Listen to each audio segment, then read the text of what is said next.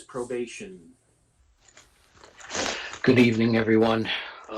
First up is a resolution to accept the probation state aid block grant for state fiscal year 2021 in the amount of $134,325. I'll move that, Uri. I'll second it. Holtman. Motion made and seconded. All in favor? Aye. Opposed? Okay. All right, next is our ignition interlock device monitoring grant, $4,562. That goes from October of 2020 to September of 2021. I'll move it. Second.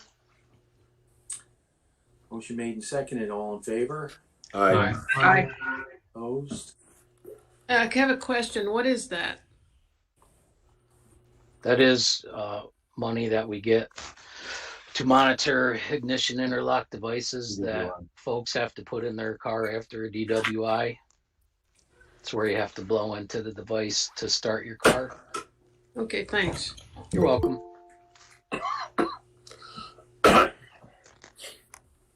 All right, and up last is authorization to enter into a software and subscription and services agreement with AMS, better known as Scram Systems. This is software that we've been piloting for about 1.5 years now, and we'd like to move into using it for all of our officers and our staff.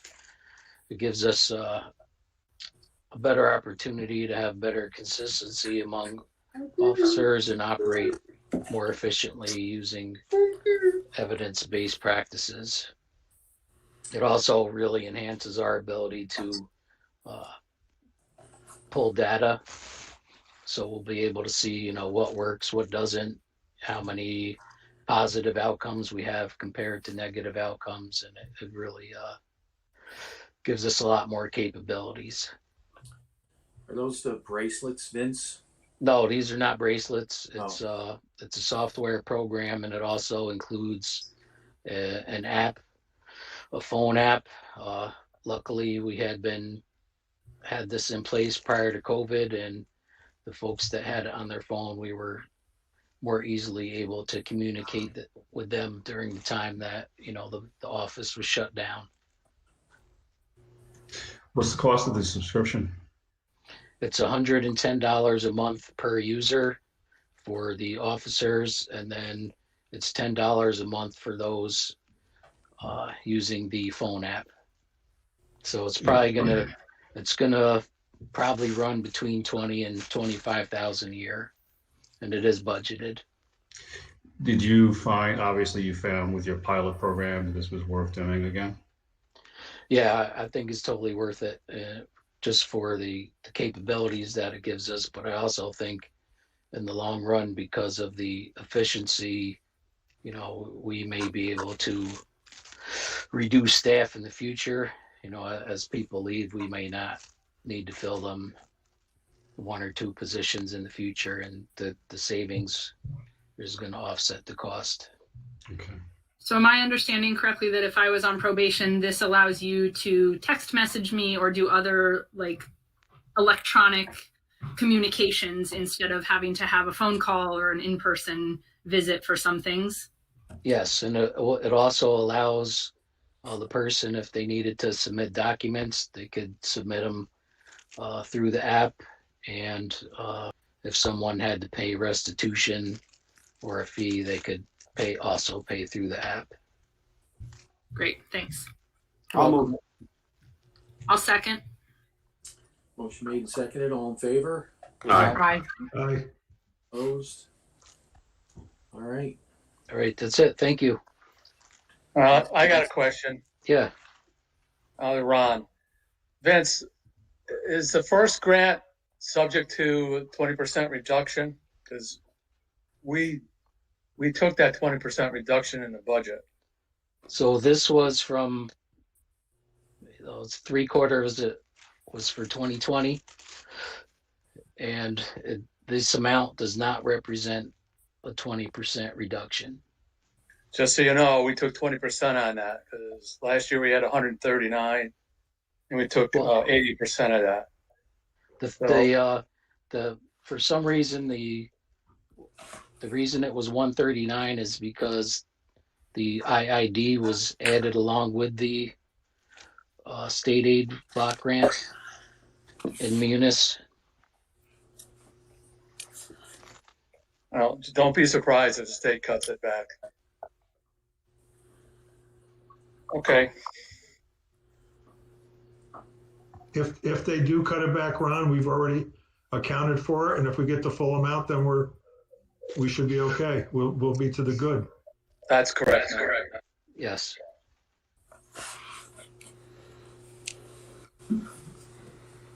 Anybody else? Okay, thanks, Vince. Thank you. Next is EMS.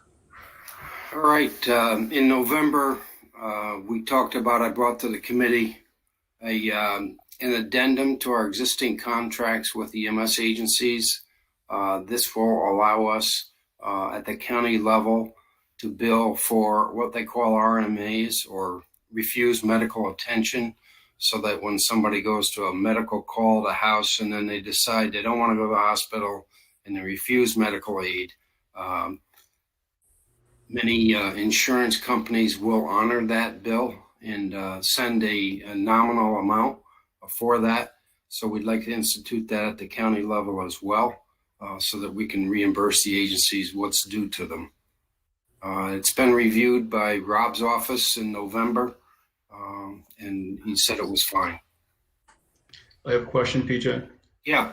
The two fees that you have in here, the $100 and the $605, those are going to be the fees that will be billed to these individuals? Those will be the fees that will be reimbursed to the agencies. The billing amount will be quite higher than that. For an example, on an accident call, a no-fault call, maybe many insurance companies will pay between $900 and $1,000, but we will pass along $600 to the agency. Okay. And $100 for a home visit? That's correct. Correct. Okay. And many of them will pay more than that. Okay, thank you. I'll move that. Hey, PJ, I have a question. Sure.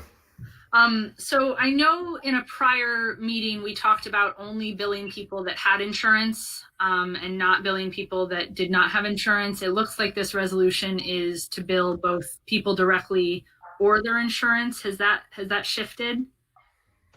No, this is to allow us to bill the insurance companies, period. But not if the person doesn't have insurance, we're not billing the person directly? Not on this particular amendment, no. Okay. And my other question is, if there was someone that had insurance, but for example, like me, I have a $10,000 deductible, so it would be fully out of pocket, could we build in some sort of indigency program where people could apply for relief if they weren't able to pay the bill? It wouldn't be in this particular resolution. However, all the agencies in the county and we as a county program, when we bill, we do have a sliding scale that we use based on income. Okay. Okay. Great. It's not written, but all agencies do it. I'll second the resolution. Okay, motion made and seconded. All in favor? Aye. Aye. Aye. Opposed? There.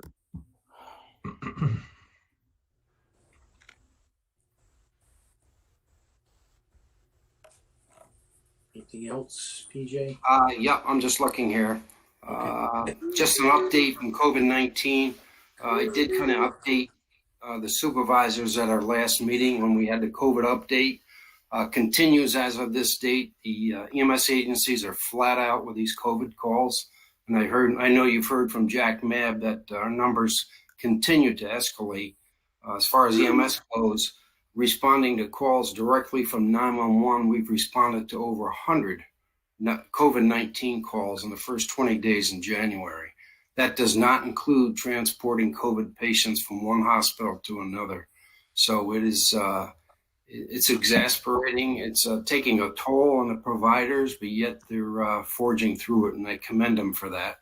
And again, I did say that 911 has been a tremendous help to the agencies in Columbia County by being able to relocate agencies and finding ambulances and keeping track of ambulances. It's been very difficult because we face long extended offloading times at some of the hospitals in the ER. Albany Med has just instituted a new triage system at their ER. They're expanding their capability to try to address this need. And last but not least are just their year-end statistics. You can review them. There's nothing spectacular there. Our call volume is down, obviously due to the March, April, May time period where nobody wanted to go to the hospital. So, but other than that, it's about equal across the board as far as call types and reduction in the call volume. That obviously has not lasted. We're ramped back up to full capacity. PJ, did you include those? Or you sent out 911 stats? Yeah, we did send them.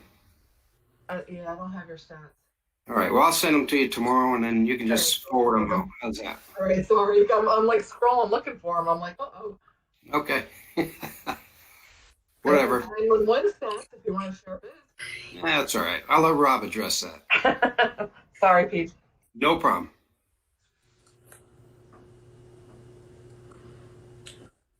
Okay, any more questions? If not, we'll move on. 911. Thanks. Good evening, everyone. I did have a resolution request to extend the contract, but I didn't get an opportunity to circle back with Ron to get approval on that, so I'll table that till next month. So all I have is the agency data for November of 2020. Call volume of incoming calls was 3,838 calls. In November of last year, we dispatched 988 EMS agencies, 778 fire agencies, 1,963 police polls, 452 public service calls. Then in December, our incoming call volume was 3,885 calls. We dispatched 1,125 EMS agencies, 737 fire agencies, 1,828 police polls, and 409 public service calls.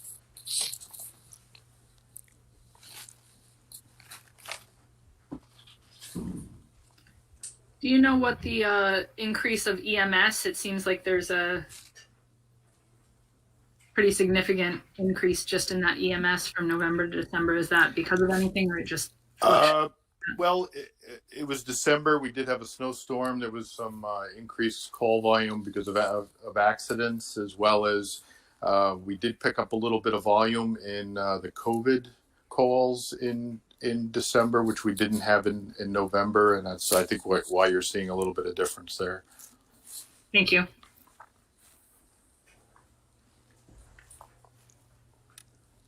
Hey, anything else for Rob? Thanks, Rob. Thank you. Fire coordinator. Good afternoon. The only thing I have up, other than the stats for the 2020 year for the office, is to create a checking account for the Fire Advisory Board Recruitment and Retention Committee.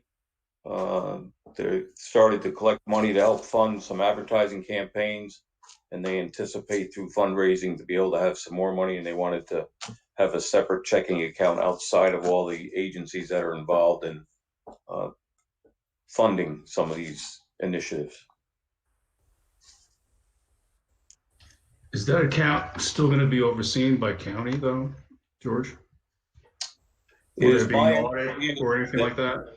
My understanding is we're going to do it through the voucher system so that they'll go through my office to PJ to get paid. Okay.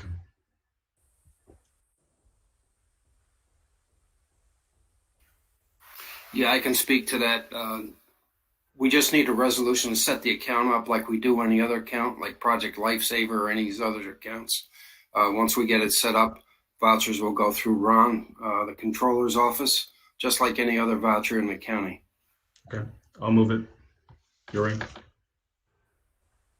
Second. Second. Motion made and seconded. All in favor? Aye. Aye. Opposed? Okay. Thank you. You can see the activity for the office of the annual year for 2020. And on top of that, so obviously the training school started up in August, so that's been starting to ramp up. We did take a short hiatus in December because of some increased COVID activity. We are starting back up next week with our scheduled training, and we've put out 5 fire schools to start in the spring semester, and they filled up within 2 weeks, and they all have waiting lists. So we're starting to ramp up for training, and that's a good thing. George, the schools that you're filling up, are those current firefighters going for additional training, or are these new folks? 1 class is new folks, and then the other 3 classes are for additional training. So these are the 3 juveniles? No, the 3 juveniles, that's for our JFire program that we run out of the office for, Okay. that we work with probation on. Are you still having a problem with recruiting? No, it's been good. Good, okay, thank you. Hey, George. Yes.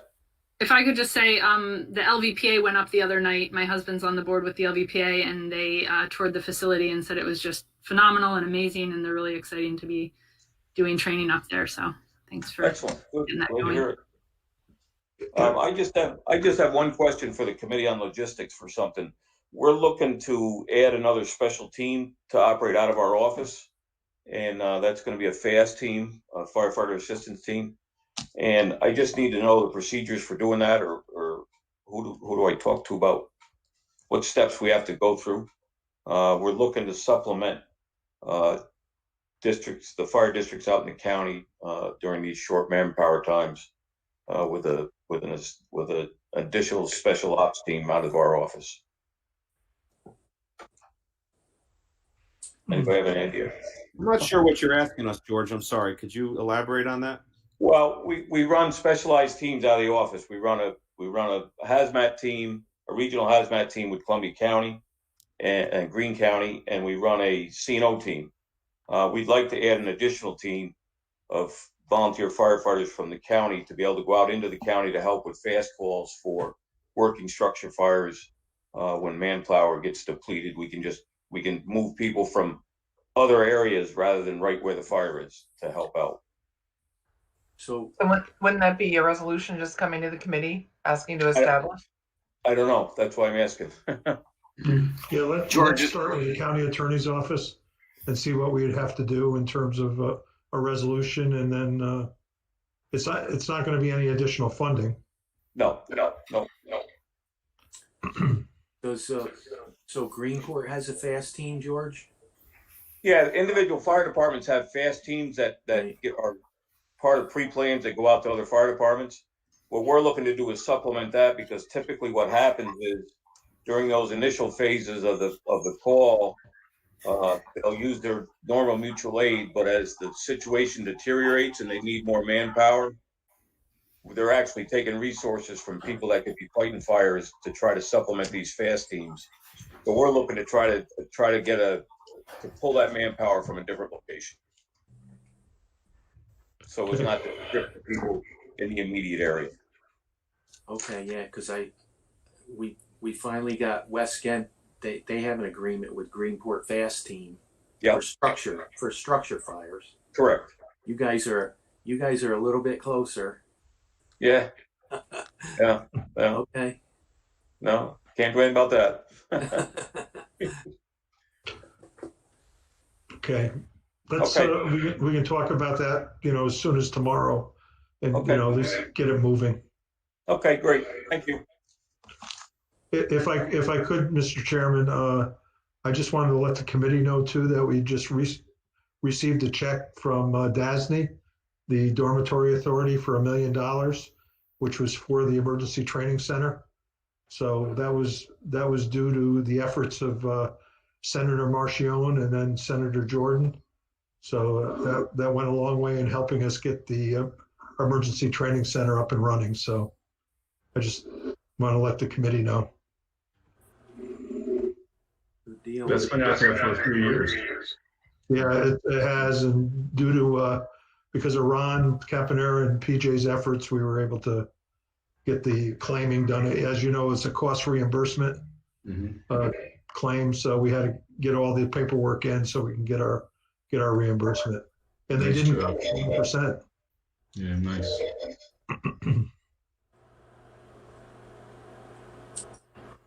Okay. Public defender. I think you're on mute, Shane. Mute. There you There go. we go. Good evening, Chairman, committee members. I have no resolutions this evening. Wanted to give the monthly reports and the CAFA and daytime arraignment reports for the month of November and December. And in regards to our applications for the month of November, we had 142 new applications. That's a down about 9% from last year. The same time, we have an active caseload of 1,690 cases. In regards to the daytime arraignments that were covered by myself and my staff, we had 96 for the month of November, and the CAFA off-hour arraignment attorneys, we had 13. Going towards the month of December, we had 105 applications, which was down a significant 34% from last year this time. That is certainly a consequence of the fact that towards the end of November, almost all of the local courts closed, except for very few specific types of cases that they can handle pursuant to OCA, the Office of Court Administration directives. I think the only local court that's actually doing anything in person, say on a somewhat fuller scale, is the Hudson City Court. And then our active caseload is now 17, or as of December, 1,764. There you can start seeing the backlog kind of starting to pile up because the courts are not in session. The only court that really still is, I'd say, working full time are the county courts, and they're doing the vast majority of the work virtually. In regards to daytime arraignments, you'll also see that the consequence of that, 44 daytime arraignments by my staff and myself. And you'll actually, the CAFA numbers were up. They were 31 for the month of December. And those are the reports I have to present to the committee. If there's any questions at all, I'd be happy to answer. Shane, do we have just as many nighttime attorneys on still? I know that it was paid for through a grant, but obviously they're not working anywhere near what we had anticipated. So how does that work? We have 4 still. We actually had 2 who did not want to continued, and they're fully paid under that grant that we have. And so we replaced them with 2 other individuals who started January 1. And they've been on for a few weeks and are working well. So that's that's the current staffing level on the CAFA attorneys. And where are the nighttime arraignments happening? Down at the county? No, they're initially when this all started to lock down back in March and April of last year, they had like 4 hubs. They had Hudson City Court. I think Kinderhook was doing some, Livingston and Chatham. I think they were rotating. Now, when it initially was locked down last year, they were only doing virtual arraignments. They weren't allowed to even come out and do in-person arraignments last year. Now, I believe it's a mixture. Some of the local courts have the capability, the capacity, the equipment that was supplied, is my understanding, by OCA, and some don't. And so if you get a court that doesn't have it, then they go. Some of the local courts, I think, I don't want to speak for them individually, but I think some of them are comfortable with doing it virtually. So whatever the demands of the courts are, what they want us to do, we do it. So if it's a nighttime arraignment and it's a virtual nighttime arraignment, the nighttime attorney goes where? To the police department? No, he can do it from his office, his home, if he has the equipment on his phone or his laptop. And if he has to be called out, then they get called out. So this is interesting because, 2 years ago or pre-pandemic, you couldn't do an arraignment with an attorney over the phone.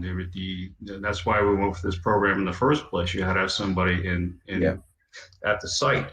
Yeah. So it's interesting that, now we have the technology to do this virtually, but we couldn't do it virtually before. Is there some kind of an explanation for that? I know it's not your role to decide how to make it work, but it seems like states said you cannot, and if you do, judges would be facing, sanctions if they allowed something like that to happen. But now it's the opposite. Well, again, some of the courts have the capability, some don't. I know that the Office of Court Administration still wants people, or is pushing people that they prefer to have it done in person. But again, things are changing so quickly. The directives from OCA of what we can do or what the courts can do and cannot do, it really changes sometimes every 2 weeks, every month. So, we're just trying to keep up with this, keep in compliance with all the requirements that have come down with the state to make sure that there's an attorney present at every arraignment. And I think we've been pretty close to 100% in compliance with that. And that's my goal, to make sure we are. So, like everything to do with COVID, everything is fluid. I mean, we have these conversations on our EOC meetings, as Rob and Supervisor Tistria can tell you that, things are changing, every 15 minutes, it seems. So. I think that Go ahead. I'm sorry. Go ahead. I think that there's some things that, because of COVID, we've learned new practices that work as well, or maybe even better than what we did before. But Mr. Zoni, I assume that you would agree that the ideal is that there's an attorney standing next to the client and able to have confidential conversations, get information, represent them zealously. I assume that the ideal would be that there's not just a telephone call, but actually a person standing next to the client. Yes, no, I agree with that 100%. And what we are able to do, and it's not obviously a perfect situation, but we are able to speak with our clients on the phone prior to the arraignment if they're at a police station, doing it virtually, and we're assured that it's confidential. So obviously, though, my preference would be to do that. And kind of as a side note, but kind of in the same realm of what we're talking about, a lot of stuff is being done virtually now. Pleas, sentences up in the county court are being done virtually, so that in theory, I can have, and it's approved by the governor and OCA, I can have a client in a different location and myself in my office doing a criminal proceeding, a plea with the court on somewhere else, and it's allowed to be done that way. However, unless there's some exceptional circumstance, I prefer not to do it that way. I have the clients come right into my office here, And actually, this is one of I call our virtual courtrooms. I have this conference room and one upstairs, but we try to keep everybody on the first floor. So we're actually doing a lot of, we're having a lot of what, litigants, defendants in the actual office for purposes of court proceedings. There's certain things I won't do virtually, and I told the court that because I still think you can assure their proper rights under the Constitution. But yeah, the perfect scenario is to go back to the way it was, at least in the court system. And I'm hopeful that at some point that will happen. Mr. Zoni, can I ask a question? Sure. So who decides, like my understanding is right now our local court does do some in-person arraignments, but it's only for a certain class of accusatory instrument. So, the judge is in person, the defendant's there, the police officer's there. If you wanted to send your attorneys in person to that court, is it up to the court to decide? Is it you deciding you want to be virtual? For these because a lot of times what's happening is there's just no arraignment. They're just issuing the accusatory instrument and a court date set for whenever. So when they are actually bringing the defendant in front of a judge in person, is there a reason that you as the defense attorney can't also be there in person? No, we almost always are. Generally speaking, when you're talking about virtual, like nighttime, it's when the defendant is not actually being brought to the court, is being arraigned from a police station because the court wishes to do it that way. So the judge is also virtual. So basically it's the defendant and the police officer and then your Right. side and okay. Right. And during the daytime, I'm almost always either myself or one of my assistants is in the court doing it because there's no reason there's no reason not to.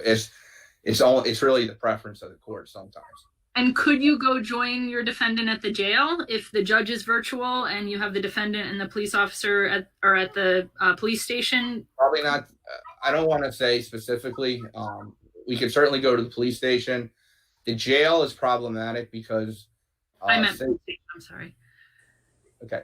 The jail is problematic in the sense, I don't want to say problematic, but because of the fear of COVID getting into the jail, since March or April, as far as attorney-client visitation, it's just at their booth visits. Whereas pre the pandemic, they have some rooms where you actually sit down, glass windows and everything and table. Now you're through a booth. And so it's a challenging situation. We're making it work. I think we're doing a good job of it, but the fear of, I guess, COVID getting into the jail is what's driving that. Again, I don't want to speak for the sheriff, but obviously that's pretty obvious, the reason. But am I understanding correctly that when it's at the police station, when someone's arrested and the judge is virtual, you are going in person to the police station with the defendant? What I'm saying is it's the judge's decision. Because again, the judge may be like, okay, they're at the police station, you're wherever you are, and they may not want to wait for that person to drive there. So again, we're trying to make it work. Okay. We kind of gotta, to a certain extent, work with the judges. Yeah. Well, thank you. But I would say the vast majority are still being done in person. So occasionally there's virtual, like that situation, but they're unique. Great. Thank you. Sure. Okay, anything else? All right. Thank you, Shane. Thank you. Sheriff is next.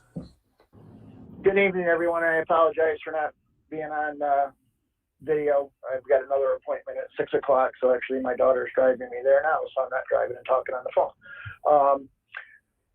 The first resolution, Kelly, do you have the deputy up first? Yes. Okay, the first resolution, I'm requesting authorization to fill a full-time budgeted deputy sheriff position due to a resignation. I'll move it, Fury. Second. Motion made and seconded. All in favor? Aye. Aye. Opposed? Okay. Second resolution, I'm requesting authorization to fill a budgeted communications officer. I had an individual resign. He ended up going back to the corrections facility. It just didn't work out for him. Move it. Kippy. Second, Buring. Motion made and seconded. All in favor? Aye. Aye. Opposed?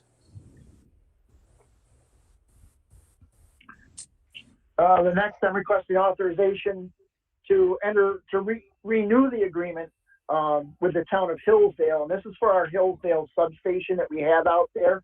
We've had this for several years, and so now this one would go from 2020 to 2023. It's a full-time station, and that actual zone, that's the 801 zone. The county's divided up into different police zones. Does not have any police coverage as far as a station actually in it. That's why this was developed several years ago as a plan to have that. And we've spoken to the supervisor out there. There was actually a town meeting where many members of the town of Hillsdale, Copac and Ankrum were on board, and they were very vocal about having our station there. And I can't thank the town of Hillsdale enough and Chris enough, the new supervisor out there, for their support. I'll move it. I'll second it. Mettler. Motion made and seconded. All in favor? Aye. Aye. Opposed? Let's see, where am I here next? Jeannie, thank you for seconding that. It's your police department. When the state police leave New Lebanon, we need to talk about a substation out this way too. I already started actually talking about that back a while ago, and I had a plan in place, but I'll speak to you about it. I do have a plan in place, but it may have gotten stolen, so we'll see. I would absolutely be up for that. I'm just searching through my papers. I'm sorry. Okay. Yeah, Next, out of county. Out of county.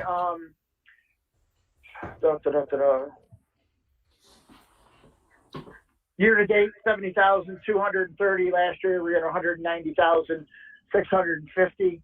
Again, Greene County's building a new jail. We are getting U.S. Marshals. We were actually able to get a hook with them and say, hey, can you send some Marshal prisoners down? And they said, yeah, absolutely, because we had the room in the jail. And also to back Shane up on the, as far as the attorney visitation, he's 100% correct. When COVID hit, it was very important that we protected our inmate population. And so all visits, whether it's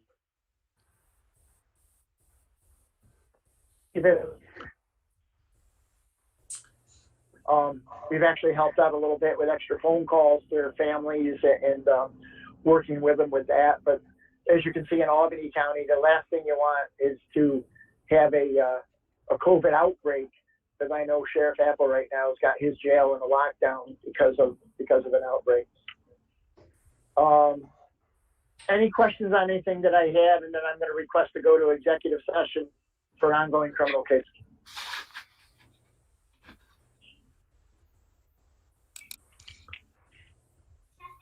I'll move we go into executive session. I'll second. Motion made Okay, and seconded. All in favor? Aye. Okay. Let's just give us all a moment.